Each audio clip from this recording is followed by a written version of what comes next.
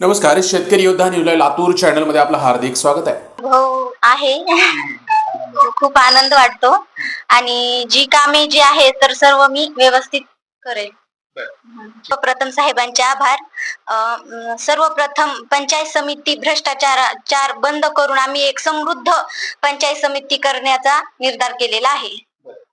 आजचा पहिलाच दिवस आहे, पण पहिल्याच दिवशी त्यांनी सांगितलंय भ्रष्टाचार जो करप्शन जे म्हटलं त्यांनी अगदी शेवटी त्याच्यामध्ये उठाटून एकच शब्द सांगितलाय, जो भ्रष्टाचाराचा विषय आहे त्या भ्रष्टाचाराच्या विषयावरती आम्ही जास्त काम करणार आहोत आणि इथे कुठलीही गय केली जाणार नाही किंवा कशा पद्धतीने पहिलाच आज त्यांनी आपल्याशी बोलताना सांगितलंय. पण हा कारभार ज्यावेळेस चालू होईल त्यावेळेस तुम्हाला इथं पूर्ण बदल झालेला दिसेल.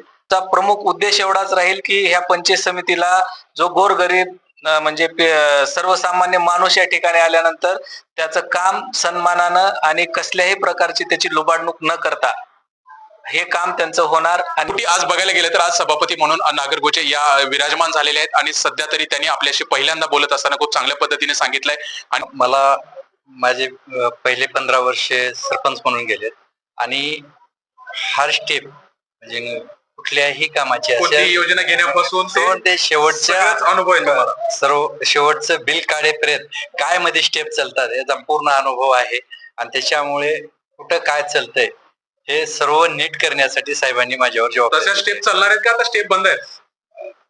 ते स्टेप बंद होतील, कारण की सर्व ही जे प्रशासनाचा जो भाग मध्ये विस्कळीत झालेला आहे त्याला आम्ही निश्चितपणानं ठीक करण्याचा प्रयत्न करणार. समिती म्हटलं की आता तुम्हाला विरोध करायला कुठलाही दुसरा पक्ष नाहीये, एखादी सत्ता जनतेने दिली. खरंच चाकूर तालुक्याला याचा फायदा होणार आहे? 100% फायदा होणार आहे. सुरुवात काय असणार आहे आता उद्यापासून, कशा पद्धतीची असणार आहे तुमची? उद्यापासून कामाचे नेमका फोकस कशावर करणार आता? लहान सहान जे जनतेचे प्रश्न आहेत, गोटा, विहीर, घरकुल, हे जे प्रश्न आहेत भरपूर प्रलंबित पडलेले आहेत. आमचे कर्मचारी जास्तीत जास्त म्हणजे इथं टेबलला राहतील, येणाऱ्यांची कर्मचाऱ्यांना इथं जागेवर भेट होईल अशी इथं व्यवस्था करून देणार आहे.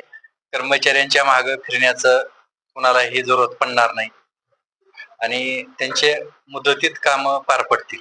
आमच्यावर विश्वास ठेवून निवडून दिले त्यांना, म्हणजे त्यांनी दिलेले जे आम्हाला मतदान आहे ते त्यांचं वाया जाऊ देणार नाही एवढे निश्चित सांगेन. खरं तर सभापती उपसभापती दोघांच्याही आपण मुलाखती घेतल्यात आणि सगळ्यांनी सभापतींनी तर आपल्याला सांगितलं की भ्रष्टाचाराच्या बाबतीमध्ये आम्ही खूप मोठ्या प्रमाणात फोकस करणार आहोत.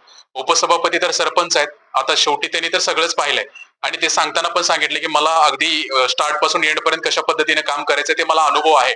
आणि सगळ्याच गोष्टीचा जर आम्ही आमच्या माध्यमातून सांगितलं, त्यांनी सांगितले की कर्मचारी वेळेवर उपस्थित कसे राहतील, सामान्य जनतेला शेतकऱ्याला कसे मिळतील, या पद्धतीचा आम्ही सगळ्यात अगोदर फोकस करणार आहोत आणि सुरुवात करणार आहोत असं इथं नमूद म्हणावं लागेल. चाकूर तालुक्याचं मिनी मंत्रालय असं समजलेलं जाणार हे कशा पद्धतीने पुढे चालतंय हे आपल्याला मात्र बघावं लागेल.